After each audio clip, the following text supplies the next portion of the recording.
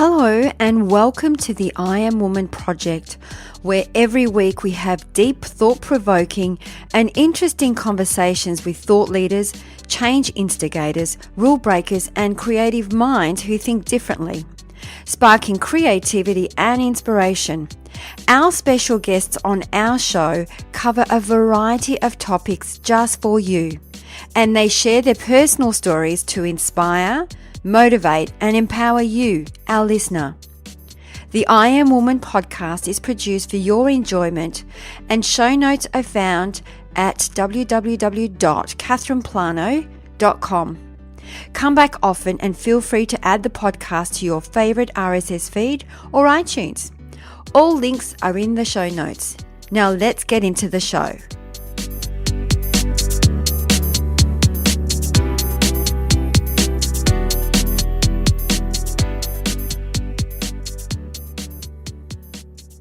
Today we have the beautiful Monica Kade, the storyteller.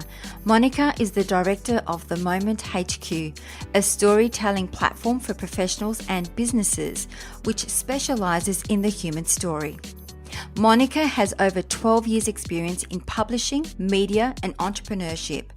She's inspired by the human spirit, creativity and connecting people to their dreams. Her philosophy in life is to share the feeling that moves her. She does this by weaving together words that reach into an individual's heart, interviews or illuminates another's work and shares this with the world. In 2007, she began her successful online ventures, Mink Magazine and Career Confessions, through which she has interviewed hundreds of the world's entrepreneurs, business and sports professionals, thought leaders and celebrities on how they got to where they are in their career, and lots more. So sit back and tune into the show.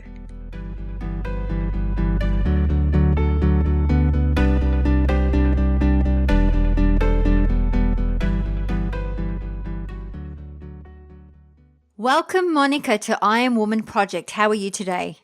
I'm very well, thanks. How are you? I'm very, very good. So we're just having a little bit of a conversation about what you do. So I thought we can sort of deep dive into that. Would you like to explain to our listeners what Monica Kade is all about?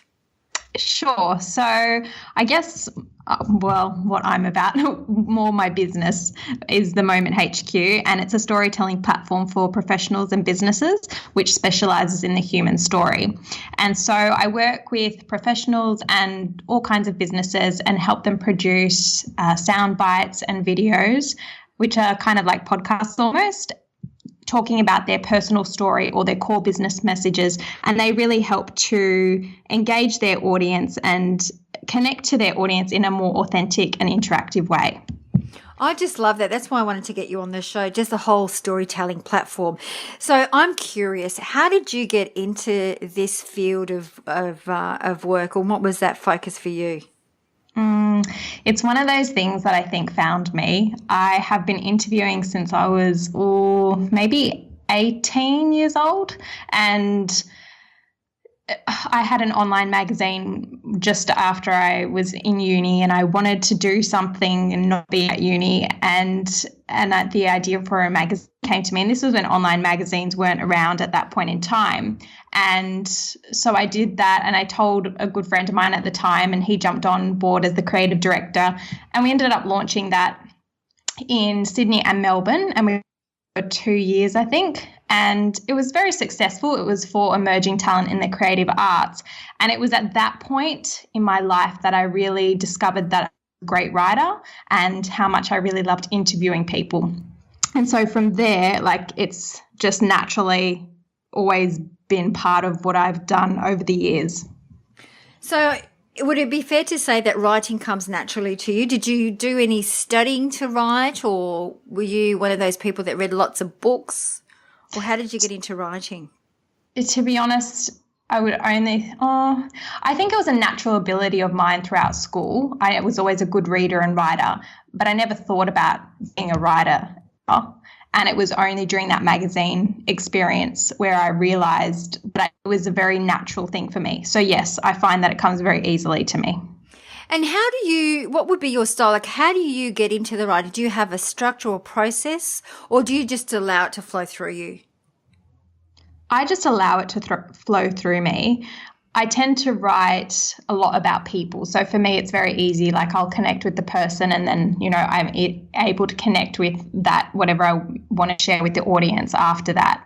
And if I'm writing blogs or things like that, they'll come from some sort of inspiration, which it could be from an experience I've had with somebody, a conversation, or maybe it's just being out in nature and something hits me that I've been pondering on. And that's kind of the basis for most of my writing.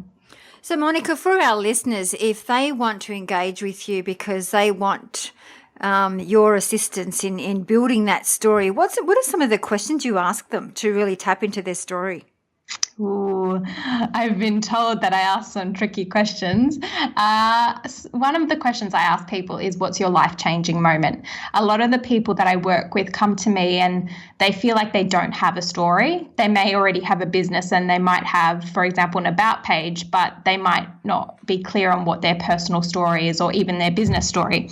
So I'll ask them what their life-changing moment is, or I'll ask them what they want their audience or their clients to feel when they come to their website or come to work with them. And I mean, those two questions are quite, if you stop to really sit down and answer them, a lot of people actually get stumped a little bit because you have to actually stop and go, oh, well, what is my life-changing moment? And it doesn't have to be some hugely significant thing that happened to you in your life. It could be an epiphany or one of those aha moments, and it could have been off something quite small. So those are two questions that I do ask. I love that. And I especially when you're talking about what emotion do you want to elicit from your customers or what do you want to bring out? It's a tricky one. Like when I think about it, what is it that I want to connect with when it comes to that emotion piece? And for me, it's inspiration. And it's interesting because when you link it back to some of the stuff that I write, I wonder if it's inspirational at all, or is it just content that's information that I'm sharing? So they're both really good questions. Thank you. So Monica, what drives you? What makes you jump out of bed in the morning? I love being able to wake up each day and get to talk to people and connect with them and hear their stories. I'm so inspired by them and I learn something different from them each day. And just knowing that I get to do that, and it's something that I just love so much, that is such a cool thing for me. Also probably, just waking up each day. I live by the beach. So for me, getting up and going to see the ocean every single day, that is just my heaven. So I look forward to that each day as well. You're not a water sign by any chance? I am. Are you? What are you?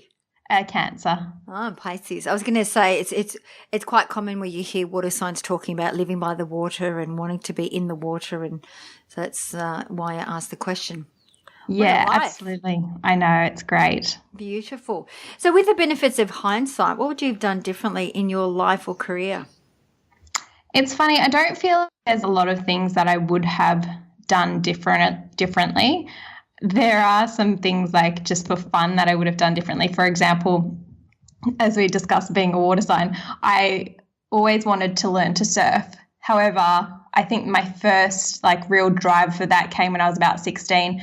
But I didn't really have anyone to teach me and I didn't pursue it at that point in time. And then it was only probably when I was 24 or 25 that I started learning. And now I think I wish that I learnt that sooner. And I do think that because as we get older, we get a bit more people around things and we know the things that can happen to us. And I guess for me, the beautiful thing in observing my thoughts around that is that it's something that, I need to face. It's like my little fears, of waves and things like that. And, committing myself to going out and practicing, and all those things then translate into my business and personal life as well. Yeah, I mean, I have to say I have considered surfing, and I used to love going to the back beaches here in Melbourne and watching surfers, in the water, and just think, I'd love to do that. But I think I've been tainted by Jaws, because every time I get in the water, if I can't see the bottom, I can still hear dun dun dun dun dun dun dun dun dun. I remember after seeing that movie, I was even too scared to get in the pool. Yeah, to be honest, I don't think I've actually watched the whole thing before purely because I didn't want to put that in my head. No. And if I'm out in the water, sometimes the thought does come to my mind. However, I usually just take my attention off it. Or if it starts to play on my mind too much, then I get out because then, sometimes it's a sense thing too. Sometimes your body intuitively can tell you things, whether, there's something beneath the surface or not. I agree with that. I had an experience where I actually went to Hawaii and my husband organised a trip to swim with the dolphins. Mm-hmm. And I thought it was going to be something really basic, but they actually dump you in the middle of nowhere in the water. So you've got nothing around you. And there was like, it seemed like, I'm sure there's only 36 or 32 dolphins, but it seemed like hundreds. But having all those fins, just feeling the energy was the most amazing experience. I was petrified, I have to admit, but the most amazing experience. And I was in awe with their presence and their energy. So, I think that, and even as an adult now, when I actually have looked back at Jaws, it's so fake. It is so fake. It's really funny how, we have this imprint that we carry for the rest of our life. And it's not till you go back there with, adult eyes, you look back and go, I can't believe I was scared of that. Yeah, exactly right. And it's kind of good to notice those things though, because sometimes we carry those things so much in our lives and it might, that is a film in this example, but it could be something else, something happened to you as a kid or whatever, and you carry this story through your entire adult life. And then you've sometimes got to just check yourself and go, hang on a second, like, is this true or is this just being influenced by something that happened to me earlier? Yeah, absolutely. And it's interesting how sometimes some of those thoughts can stop us doing the very thing that we want to do. Absolutely right. Yeah. So, Monica, what's the greatest lesson that you have ever learnt? It's a tough one, but I would say that being present is the key to moving through anything that we face in life. And that's easier said than done, because when we're up against big challenges or emotional or physical or, in the workplace, it can be really hard not to buy into fear or listen to what the thoughts are telling you consistently. So for me, just practicing presence every single day and being as present as I can in each moment, regardless of what's happening, and just bringing myself back to the moment. That's probably the greatest lesson I've learned. So when you're talking about being present, so say, for example, I'm having a conversation with somebody and something comes up and nobody can make you feel anything, but something rubs me up the wrong way, for example, and I'm highly emotional at this stage. Is that being present with my emotions? I guess it's how you respond to those emotions. If you react, so say anger, a fiery anger comes up and you lash out at that person, you're reacting rather than, feeling those emotions. I guess, when anger comes up, you can still experience it, but observe it rather than actually act it out. So then you're present to it. Yeah, I agree. And I think that being an observer, I was asking the question because I was curious, because everyone deals with emotion or being present in such a different way. And I think for me, if you become the observer, you don't become the emotion. Exactly right, yeah. And you can actually do something with it because you're almost disassociated with the emotion. And therefore, when it comes up, I'll go, oh, that's an interesting feeling. And I would rather not even give it a label, because as soon as I say, it's angry or I'm angry. And it's funny, just the other day I was with my kinesiologist and she said, play out anger. And I could not tap into anger. I could not tap into it. So it's interesting. As soon as you label something, you could become that very thing. Yeah, exactly. It's just about noticing what we're feeling. I think in our day and age, a lot of people are disconnected from themselves, and we kind of just want to feel happy all the time. We want to feel good. And so we get away from whatever is going on inside of us, and we medicate and eat and do all these other things to distract ourselves from what we're actually feeling. But if we could just observe it and become more comfortable with the things that come up, and like you said, just disassociate from that and just watch it, it naturally takes its course and dissipates. And generally you you kind of grow through that period, and then the next time it happens, you respond so differently. Yeah, I know, because I'm sure we've all had that experience where we have, and it is all about how you react to anything. But I'm sure we've all had situations where we've said something or reacted in a certain way, and it's not till later on you go, oh, maybe I could have done that one a little bit different and probably got a different response. Yeah, totally right. Yeah. So what advice would you give your younger self? Ooh, I would say trust what you feel in your heart, even if you don't know how it's going to happen or how you are to make it happen. And even if everything around you is saying it's not going to happen, just trust in what you feel. And that's, I guess, for me in my career, I never really knew what I wanted to do. I was always searching with what I wanted to do. And I had this feeling inside of me, and that's what I just kept following. And it would lead me in different directions. And of course, my parents at the time were like, you need to have a backup, you need to know what you're doing, and that kind of a thing. And while they were also very supportive in the sense of us exploring what we wanted to do in life, that was totally fine. But, as parents, I'm sure that, they were still very nervous too. And I could feel what I wanted to do. I didn't quite know how it was going to take place or what exactly it was going to look like, but naturally it started to unfold. And I think if I had trusted that more so in the beginning, I think I probably would have, it's hard to say, I can't say I probably would have taken less little detours. I may still have, but I've just noticed, I think that I would have been stronger in following my heart at that point. But it's all a lesson, I think. And sometimes that's a bit hard to do, following your heart, because sometimes your mind gets in the way. So, it's that logic mindset where it's like, should you be doing this? Is this the right thing to do? And then in your heart's like, yes, I really want to do this. And you're kind of having a battle between your mind and your heart. Do you experience that? Yeah, I do. I find nowadays less and less. However, of course, it still happens.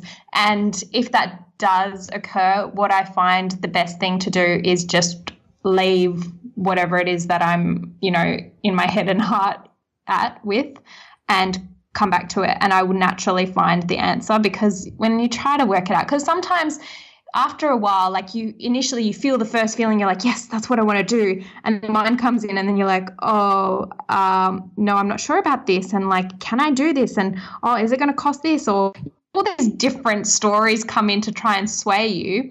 And then sometimes you just get too confused. So it's like anything, like take a walk, go meditate, do something that you love that's going to take your mind off it. And I think naturally that first feeling comes back to you. Yeah, it's that gut feeling, is intuitively the first thing. And it's with anything. There's so many times where I myself have had this gut feeling about somebody or something, and I've just ignored it and gone with it anyway. And, months down the track, I'm in a situation where I'm no longer doing business with this person, but I would have known right from the start that if I had listened to my feelings and intuitively connected with that, I would not have put myself through that situation. I know. And then you kick yourself sometimes, because you're like, I knew that. Why did I not listen to myself? But again, it's another just lesson to, I guess, remind ourselves to go with our heart. Yeah, and we do that so often, don't we? Like, I think it's just natural. I think probably even more so in women than men, that we just don't listen to that instinct, that gut feeling. And when we're talking about intuition, it's, there's research that says it's a little bit higher in women. Why is it that we ignore it? I think it's a good question. I think, to be honest, it comes down to how connected you are with yourself. I think when you get to know yourself and trust what you feel over the thoughts in your head, you eventually follow that more often. But I feel like if it's something that you haven't been doing for most of your life, it's going to take some practice.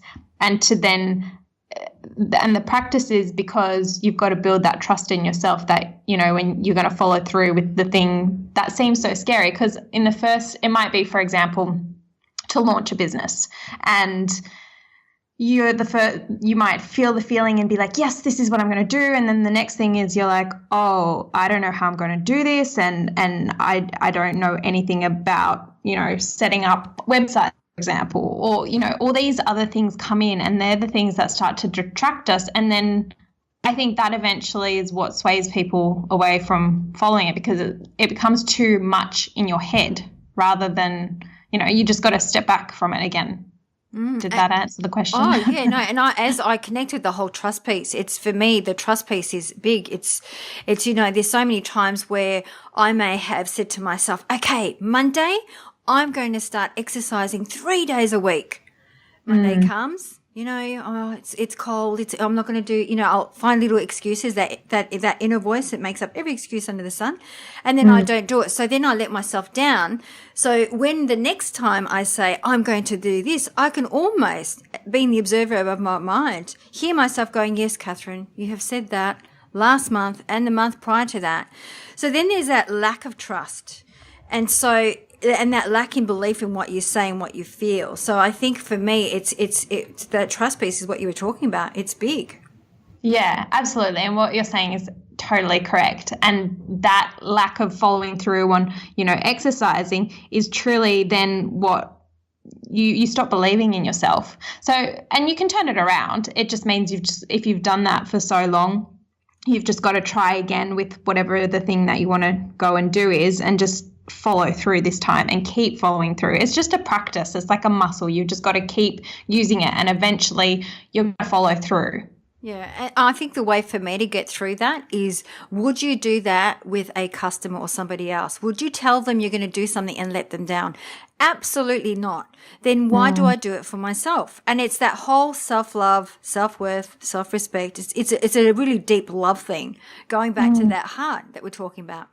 Yeah, I think another part to it is finding out. Sometimes I feel like we make decisions, or let's just use the exercise part because we've been discussing it. But say you say to yourself, yes, I'm going to exercise 3 times a week. I find that sometimes we don't follow through on things because we haven't fully decided for ourselves.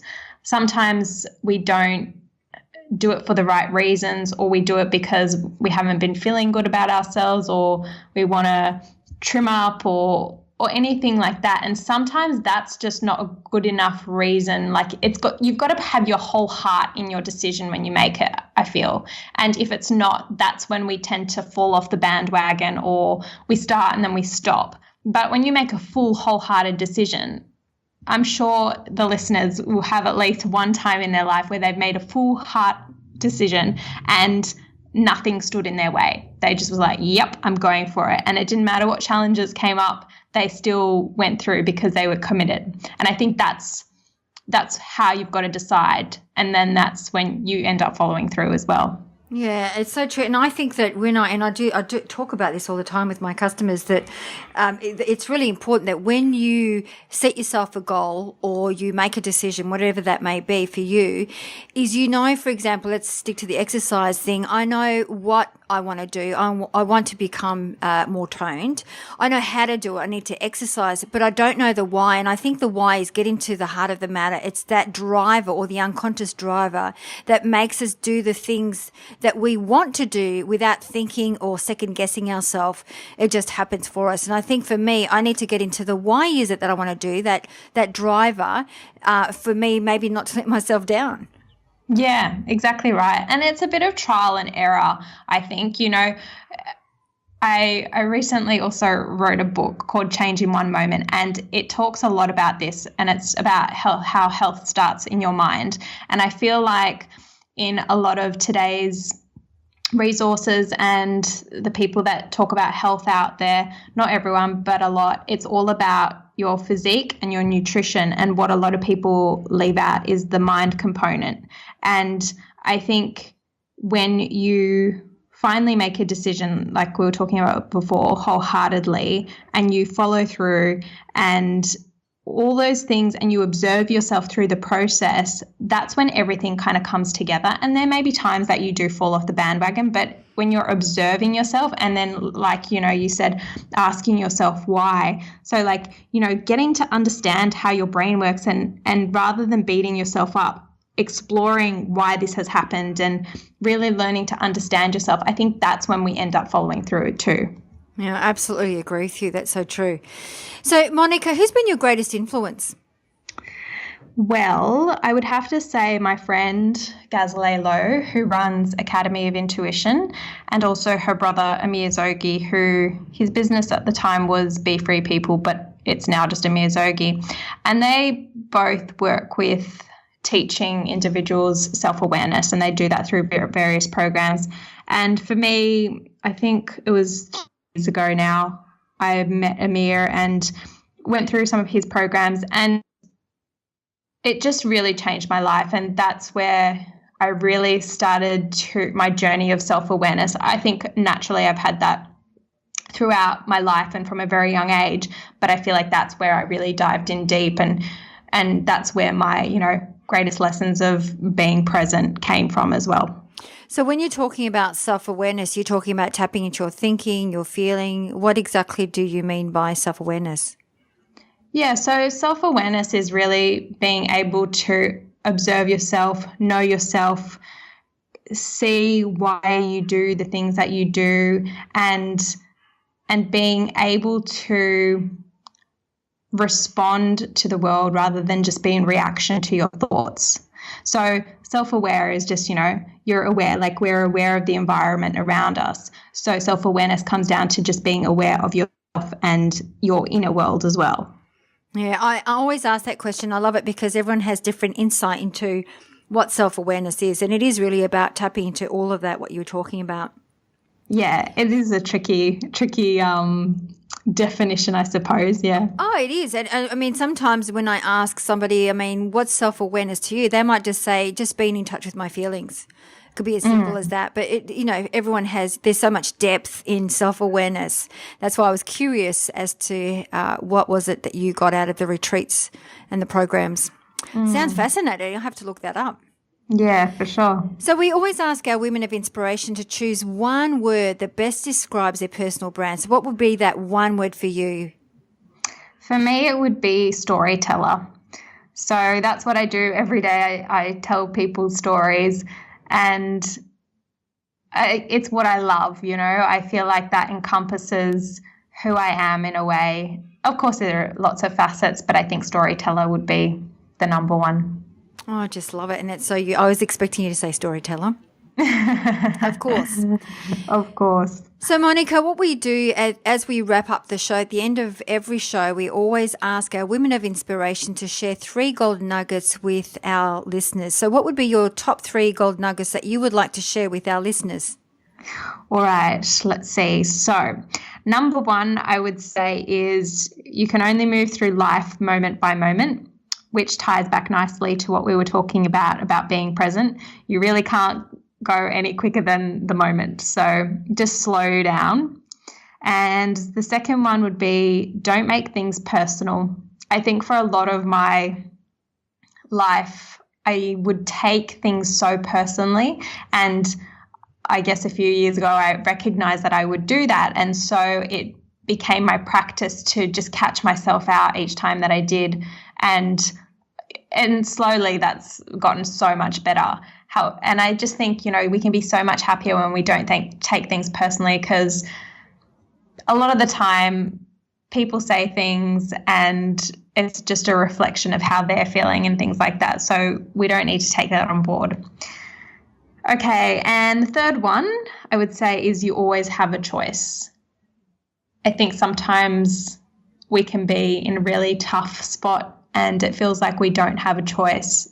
But if we can just stop and slow down and breathe and just get ourselves out of our head, even taking those steps is making a choice to not buy into the head and the thoughts and just be in the moment with whatever is happening. I just love that. I was actually facilitating a group today, and I was speaking about we always have a choice. So it is your choice to have a good day or a bad day. It is your choice to be happy or sad. Every morning, the moment you wake up, the moment you open your eyes, it is your choice as to what kind of day you're going to create for yourself. And I think that's a really important key, because it's so empowering, understanding that if you decide to have a bad day, that was your choice. Yeah, exactly. And I know sometimes you have the greatest intentions to have a good day, or sometimes, I've caught myself out being like in a very, am I allowed to kind of swear? Yeah, go for it, Monica. In a crappy mood, and you tell that you're in it, and you know that you have a choice to stay stuck in this, or you can choose not to be in it. But sometimes it is really, really hard, and sometimes you cannot pull yourself out.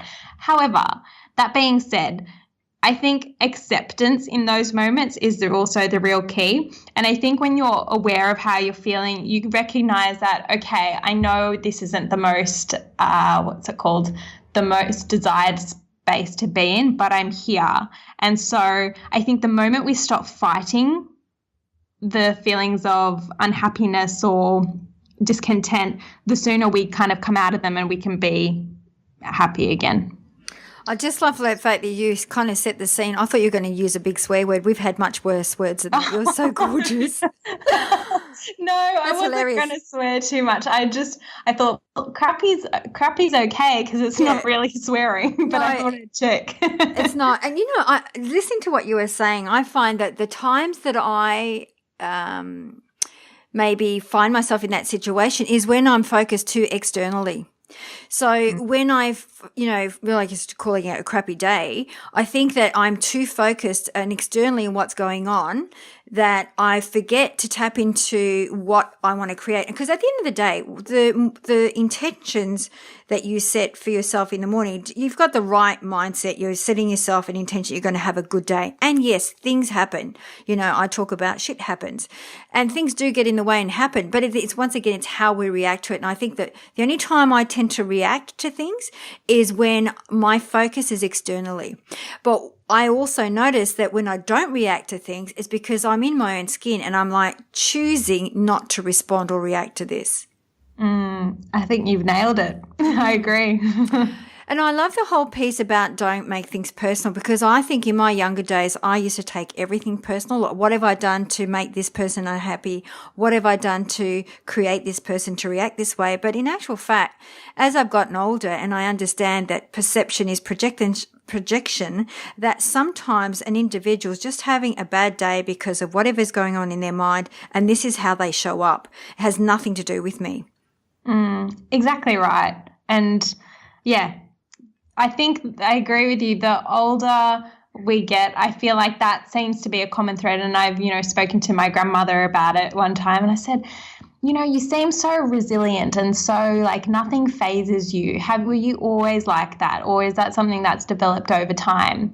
And she said that she feels that she's kind of had that most of her life, but it definitely has developed over time. So I think, yeah, as we get older, we just kind of don't take as much crap from people. Oh, absolutely. And I think, quite often I think to myself, if only I had this knowledge and wisdom when I was younger, I would have done things so differently. But that's part of life, isn't it? It's all about learning, and it's all about those lessons that we take on board. Yeah, exactly right. So, Monica, how do our listeners find you? You can connect with me via my website, themomenthq.com, or you can follow me on Instagram and Facebook, which are both The Moment HQ, and also at Monica Kade for Twitter. I love it. I'm going to ask you, how did you come up with that company name? I love it, The Moment HQ. Oh, I'm trying to think. I'm not entirely sure now where it originally came from, because what happened was I was going to start The Moment. Oh, it's coming back to me. I was going to start The Moment as a interview event series type thing. So I would interview people live, and it would just be an event series that happened, I don't know, once a month or something like that. And so I launched it, but it didn't work out. And I didn't feel like I was wrong in doing that, but I left it and I thought, I think it feels like the timing's just off.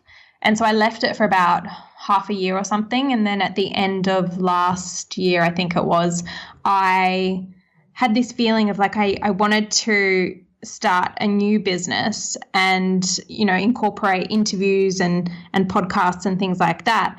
And I kind of kept searching and searching. And then I had already had the logo and everything designed for the Moment events.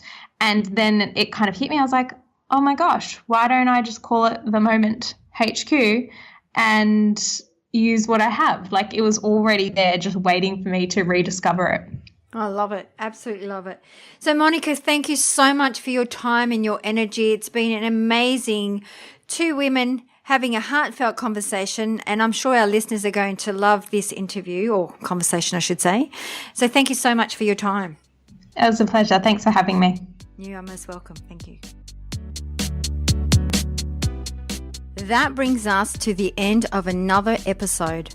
I hope you enjoyed the show, as it is my mission to reach out and inspire as many individuals like you.